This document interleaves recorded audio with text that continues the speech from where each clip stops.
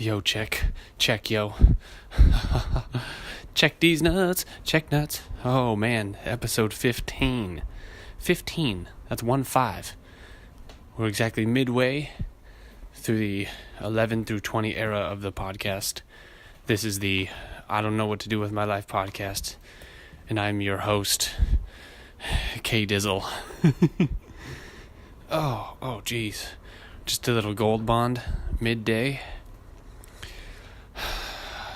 I was writing something out the other whatever it was, and I was writing midday. Did you ever write that fucking word? midday, right? Midday, yeah. Wrote it, and that does not look right. You know, those words that you actually do know how to spell them right, but then every time you write them out, God, this floorboard is creaky. Every time you write them out, you look at them and you're like, God, that just doesn't look right, because they're just not commonly used enough. I use the word day all the time. I could even use the word mid or medium more, but together, nah, dude. No, but I was right. Midday, and this is it. Gold bond. Midday, we're running Kool, and we're working hard. It's a summer of Kool still, and that's Kool with a K. And that's cool as in cool in the gang, not fucking the cigarettes. Because I got those cigarettes. I remember when I used to smoke. In fact, the reason I started is because all the cigarettes, all the packages looked really cool and I wanted to try them. And then the other reason is my grandpa smoked Lucky Strikes. I used to say Lucky Stripes. It should be Lucky Stripes, like the stripes on the American flag. Anyway, Lucky Strikes, because they strike them. He smoked those, and they smelled so freaking good as a kid. I was a little kid, and I love that smell, dude. Like, so that's why I had to dabble in the tobacco.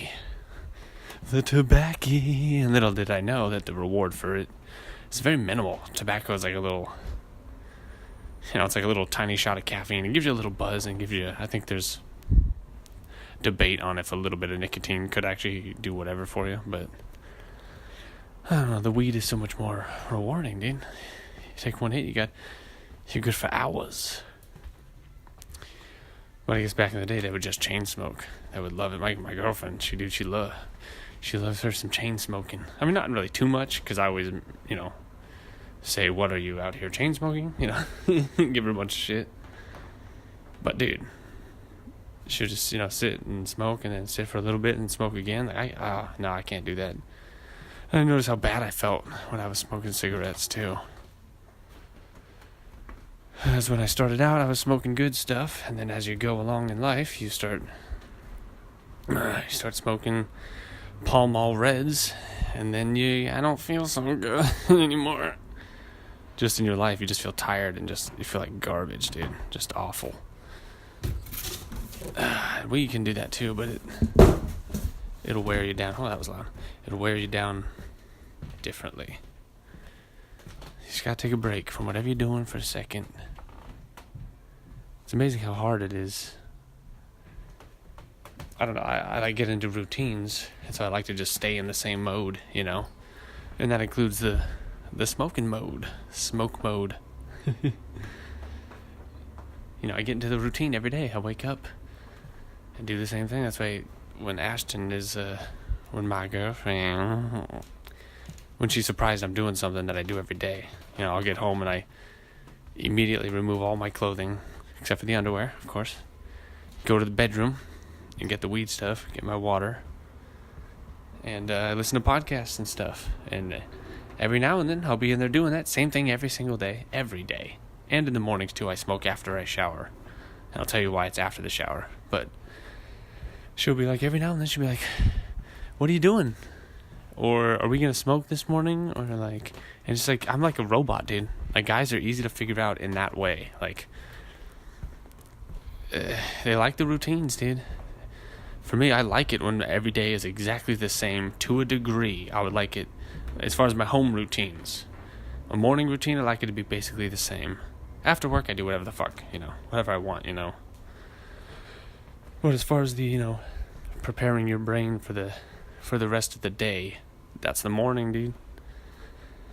That is the morning time. That is an important time. And I like the mornings. The day. I think I'm going to start talking like this. The mornings, though, that's it. I mean, even if you don't sleep well, which is supposedly the most vital thing you could possibly do is actually get a good night's sleep, which I'm not doing. But even if you don't, you need that moment of just, I guess, not using your brain, but being awake. Not actually thinking, but your brain is on, you know. That's hard to do. It's hard to do once the day gets going. In the mornings, though, I can just space out. I used to play guitar every single morning, but, now I'm here and there. I'll play a little bit, But, I like to just hang out and listen to some podcasts and a little bit of radio show action. I don't know. But I definitely like it's crazy, too. I'm 30. And speaking of the, simplicity of guys, simple, not stupid. That's what people fucking idiots. Simple means you don't need any stimulation in your brain. Like, no, it just means it's not that hard to figure it out, really. Doesn't mean I'm stupid, but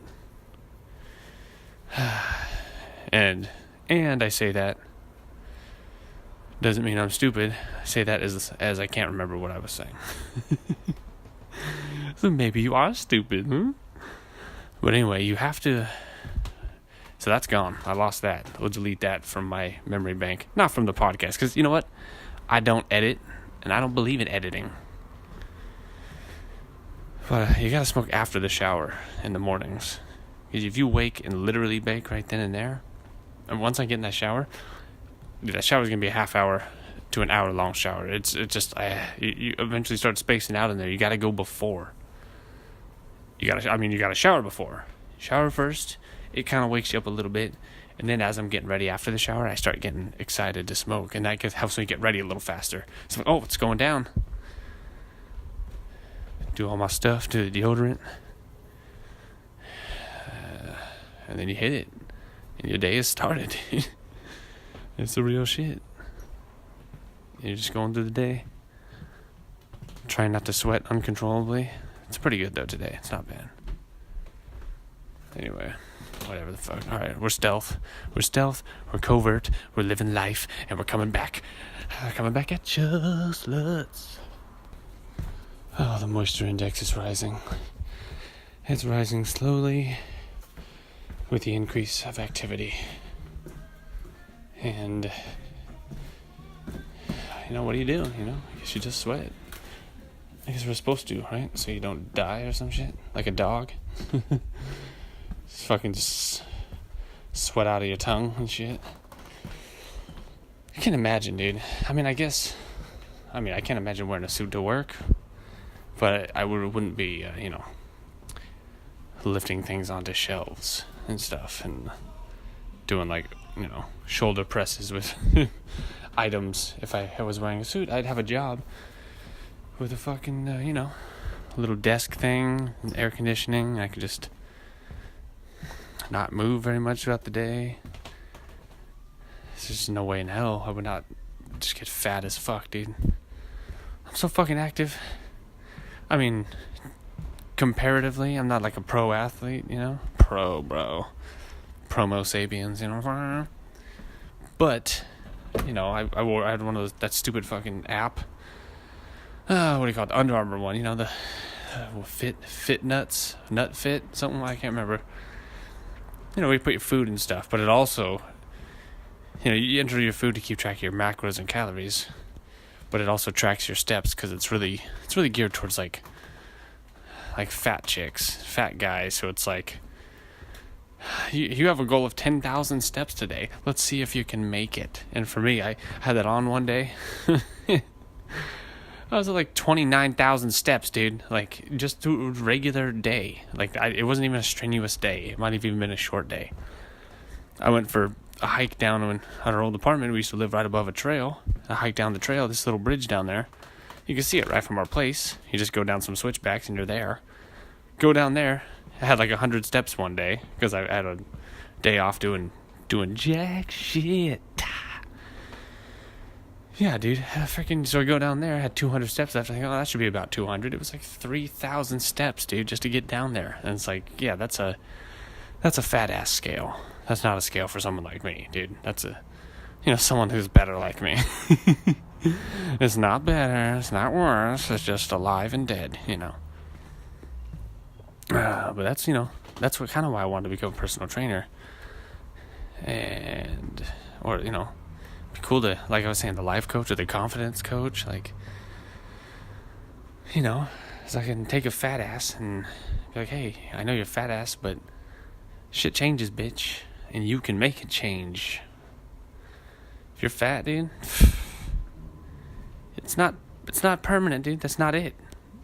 Yeah, you're gonna have the more you have on you, the more of an uphill battle you have. And will it be harder?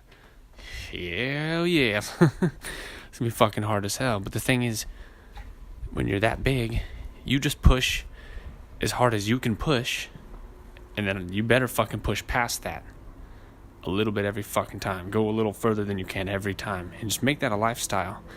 You won't be fat for long, dude. Make it a lifestyle. And also fucking, you know what to eat. We all know it. Brown rice. Have some fish. Some broccoli. Same thing every day until you're skinny. But I wanted to, because it is mostly mental. It's not the, what do I do? I can't figure out the information. And it's like, you know what to do, dude. You eat brown rice. You can't just go for a run, but that's a good start, The fucking cardio decimates your body. You gotta lift weights, dude. You know what to do. It's like with me and having all the gear for the podcast, It's like, didn't see it. It's the hardest thing is getting started, but it's a mental thing that clicks, that gets you rolling, It's not like you don't have the capability to buy brown rice. It's not like you don't know how to cook it. It's not like you don't know what broccoli is. It's just like we want to eat other shit because that other shit tastes better. It tastes better to us because sometimes it does taste better, but sometimes it's just what you're used to. Sometimes it actually does taste better. Sometimes it's just the norm and your body wants it because it craves it because that's what it normally gets. But you can switch that. You can switch. Oh god. Yeah, you can switch what your fucking body craves, dude. It's just like my nuts are craving right now. Crave nuts, nut crave.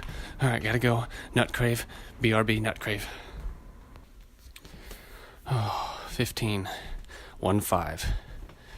I was just thinking, I can't believe I've already done like 15 of these fucking things.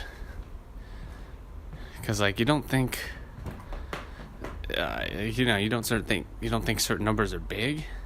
I mean, 15 isn't a big number, but it's a lot bigger than you think.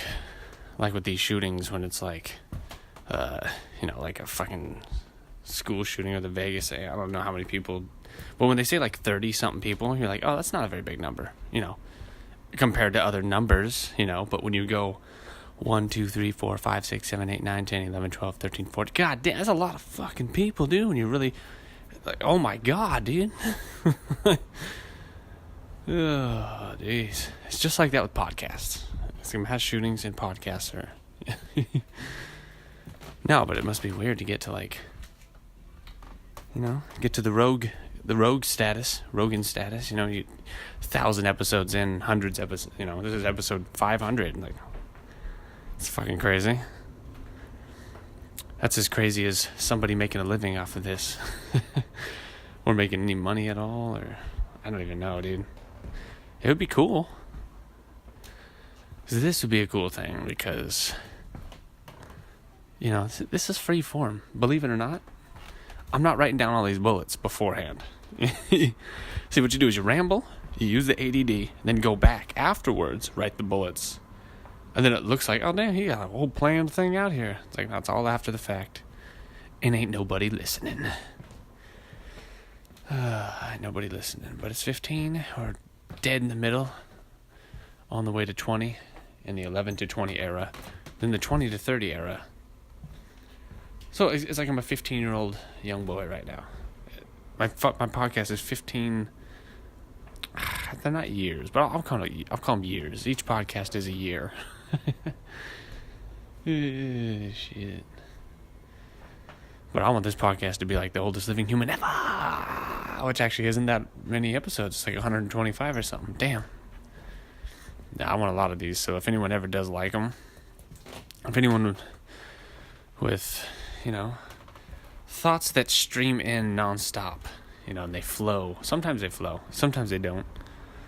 Sometimes I forget mid-sentence. Sometimes it's entertaining. Sometimes it's no. But if anyone ever, trips over one episode that they're like, hey, this motherfucker's funny. I bet he has a big dick. You can tell from the voice. But then they'll have a whole fucking back, catalog to fucking go listen to of just attention deficit ramblings, just... I don't think I have ADD. I think it's just a, what is it? It's a hyperness, a spazziness. That's ADD, isn't it? When they're like, like that. That's ADD, dude. That's some kind of undiagnosed medical thing from when I was a kid, and I should have gone in to the doctor, but my parents only took me pretty much for the one physical. I guess that's all you really need is a physical a year, right? Like, I don't know. It didn't seem like I went often enough because I got old and I didn't know certain things in my body that were always that way. Like this year I went in for some, I fucking tonsil stones, dude. First time ever. And, it's funny, I'm 30. First time ever I get a tonsil stone. I'm like, oh, is this like mouth cancer? And everyone's like, dude, everyone's had these, dude. I was like, oh, it's just my first time, so I assumed I was dying right off. And it's nothing, and then they're gone. Except for now I do have to look back there and make sure there aren't any freaking rocks. But they were also checking out my nose, right? And they were like, oh, you have the guy's like, oh, you have a deviated septum. And anyway, and I was like, whoa. Deviated septum. And right before that I was looking in my nostrils, which you never do. You never look in your nostrils, and you almost never look at your butthole. And when you do, it's weird because you're like, I haven't seen this thing in some cases for a lifetime. But yeah, looking in there, I noticed one nostril was like almost closed. I thought it was like swollen, the other one's like open, and yeah, it's fucking crooked as hell, dude. I just get hit in the nose all the time, but I never broke it. To my knowledge, at least. You would remember that, I would think. I'm taking a forearm across the nose in wrestling, but that shouldn't... Although I did have one incident where someone headbutted me. I don't know. It's deviated, though. It's closed off on one, so I essentially have one good working nostril, and I just found out this year. So maybe it was damaged, or if it was always that way, I never heard this before, dude. But I'm way, way too fucking scared for that surgery, dude. Oh, man, everyone's like, oh, it's no big deal, dude. We just go in and, correct it or whatever, and that seems fine. Well, the first mistake, I read about what they do in the surgery. That's something you're not supposed to do, but the problem with afterwards, the lining on the inside of your nose afterwards, they can't really, glue that in place. They can try to stitch it, but it's up in there. So they kind of have to, just lay it in there and let it sit on top, and you have to pack your nose with tissues in order to hold it against the wall so that it heals back. But it's basically just sitting in there loose. So if you were to pull, you could pull out the whole inner lining of your entire nose. You can't sneeze for 10 days. You can't, I was like, that? Oh, dude, having that raw nose on the inside? I don't fucking know about that, dude. But I'm at the ENT, right? Ear, nose, and throbbing throat. Throat. I had a little polyp in my left nostril, which those little things, they, swell up. And then they come and go with allergies, basically, whatever the fuck. So I mentioned, I have tonsil stones. That's the primary reason I'm here. And the secondary thing, just on the back burner, just so you know, there's a polyp in there, right? So I get in there. And the lady goes, all right, so I see you have polyps. And, the polyps, okay. She says that first. And I'm like, no, that was a little side note. She goes, okay, so we're going to numb you, and he's going to go up into your fucking nose with his stethoscope. And I was like, no, no. I was like, the primary thing is the stones, bro. The Rolling Stones. It's like, I told you. I was like, that's a back thing. You want to go dig into my skull? Like, no, we're not doing that today. She's like, oh, okay. So he comes in, and we talk about the stones, and he says, nothing wrong with you. It's a thing that happens. Not infected, not bacterial, not viral. No antibiotics needed. I'm like, cool, that doesn't explain why I have them, but whatever. I'm not dying. And then he goes, and I go, oh, what about the little polyp? Has a side note. And he goes, oh, it's actually not a polyp. It's this little spot on your nose here. He pointed to the diagram. It's like, this little spot here sometimes swells. No big deal at all. It just goes down. And I'm like, so, thinking in my head, because, again, no reason to get in a confrontation.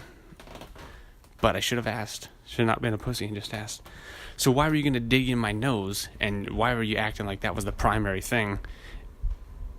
When it sounds like you pretty much knew from the beginning that it wasn't a fucking actual polyp. And she said polyps when I came in. So you knew it wasn't actually that, and you still were going to just go ahead and just, well, let's just do it, anyway. Because I know it might not be a big deal for you. But that's a big fucking deal for me. It's fucking crazy. These doctors, dude, I swear to God, they get bored sometimes. And they're like, oh, let's do this procedure. I ain't even got to use this tool in a while. I haven't got to use this stethoscope that I shove from your mouth down through your body to look at your anus. Like, yeah, I want to try this one out. Like, dude, is that what it is? They just get antsy. They just want to, I want to do something. I gotta numb someone and get inside their body. Because the fucking problem with medical shit, and why I'm so scared when I go to the doctor, fucking my blood pressure is always like a little high. Because I'm terrified. Reason being is, like, we're living in the future. You know how many flavors of Doritos there are? M&M's? It's fucking crazy. We're living in the future, all these medical advancements. I can talk on my phone, record billions of podcasts, Stealth Cast 9000. But with all those advancements in humankind or whatever, and technology, including the medical field in so many ways, it still comes down to certain things that there's just no technology for.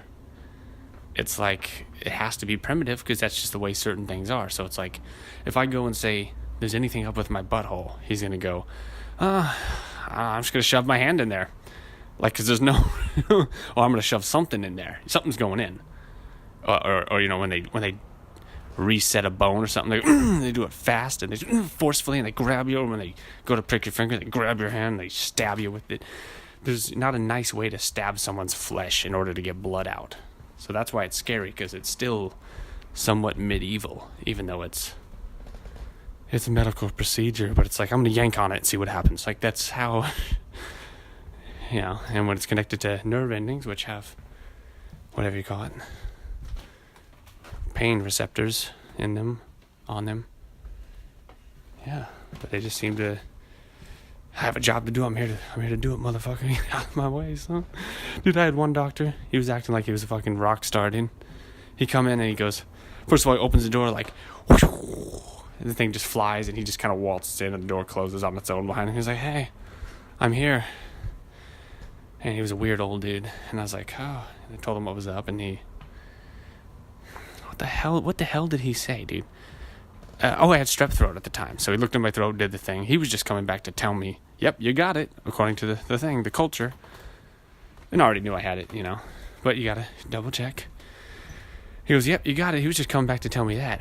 And he somehow, I asked him about smoking weed, and he was like, yeah, best to avoid that. And he's like, I don't know. He goes off on some fucking tangent on, I don't know why you guys give your IDs at weed stores, because the Jews and the bankers are the first ones are gonna scoop up.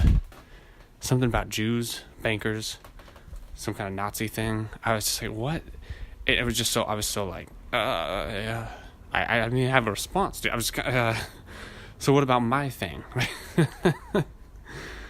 motherfucker, dude, he's so not good with people kind of thing, And then when he left, he was like, all right, I'm out, peace, and he just kind of waltzes down into the thing. The door closes, slowly swings shut behind him. It's like, what the hell was that, dude? Fucking, that's why you don't want to go to emergency clinics for shit. Because it's like, as my dad told me, my dad's a dentist. And he said, I know some dentists. They're not that great at their job, dude.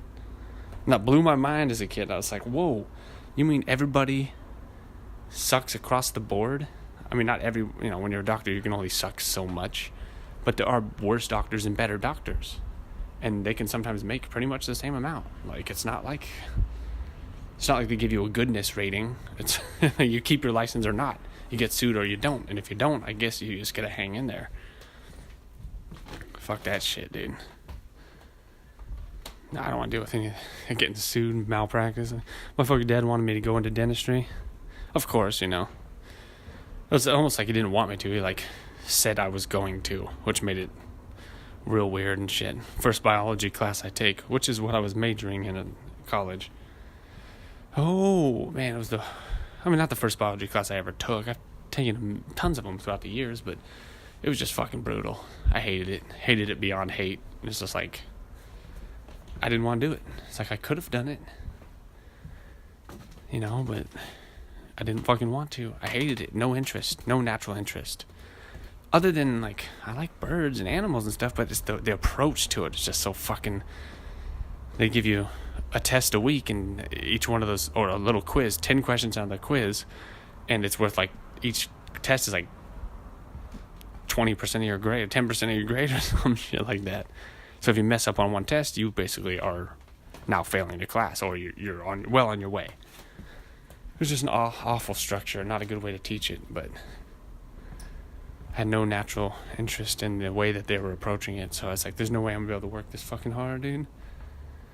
Awful. But that's why you can't just do shit that other people want you to do. Especially parents, because they so just want you to, I don't know, probably not be a loser, really. Ultimately, they didn't want me to be a loser. I'm sort of losery. I would be a loser if it weren't for the mentality. I mean, if you wrote the shit down on paper, ooh. That goes for a lot of people. You wrote it down on paper, it's like, oh, damn, Ford Focus 2000, oh. This job with this income, whatever you're doing, but the mentality, but if you met me and talked to me, you go, that guy's not a fucking loser.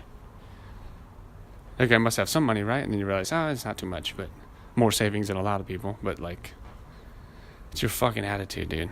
You're going to act like a loser, you're going to be a loser. So here I am, technically a loser, but not acting like it. So I'm hoping that's going to pull up. That's going to pull me out. Hoping the mentality and the belief, which is kind of, how guys, they just believe they're rock stars. Like David Lee Roth, he walked around wearing that stupid shit before he was anything. Dressed like a fucking dildo. And then once he became famous, he was the coolest shit in the world, son. He wasn't a loser. People probably saw that douche. Same with Axl Rose. Probably saw him. I was like, look at this freak wearing this stupid shit. Nobody had the mentality of a winner. I think that's what it is. Even if you're, things happen. Life gets you down. You might get into that losery category. Technically. But I think it's when you let your brain fall down there. I have family members like that. They just let their brains fall down there, dude, and they sit on the chair in front of a computer. It's like, damn, dude, it's really hard to get out of that. Really hard to start changing that direction. So I'm just trying to avoid letting the brain get that far down again. It has. I was beat down, son. I was real beat. I was beat off. Ooh. I'm still nursing this rock star. I'm going to take a couple days off of these, but I got to eat this bagel too. Oh, wow. Just keep that winning mentality, bro. Just keep that winning mentality. It's about to turn around and surround yourself with people that have that mentality, because that's what I'm trying to do. And if you come into my life and you don't have that mentality, whoop, whoop, whoop, kicking you out, son. You're done. It's like I'm going to have to fire you as a friend. And that's why I have no friends. It's not that strict of a of criteria to be my friend. But it is can't be a little pussy. Can't be overly angry either, because that's weird. I had a friend back in the day, recently, but back in the day. He was a lot like me in many ways. Not aggressive, but passionate and ready to work at stuff and scheming and dreaming, But he would get like angry sometimes at me, like, just get the fuck out of here, dude. And I'd be like, dude, I'm about to knock you out, dude, or choke you. Like, I don't like to get to that place with people. So I don't like the anger either. Whatever the fuck. Alright, well, this is it. This was episode 15. Halfway through the new era. And this is a podcast empire, son. It's going up. Someday we'll look back and just laugh at these shitty episodes. I'm laughing at them right now, son.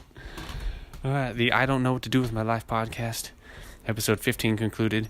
Keep your winning mentality, bitches.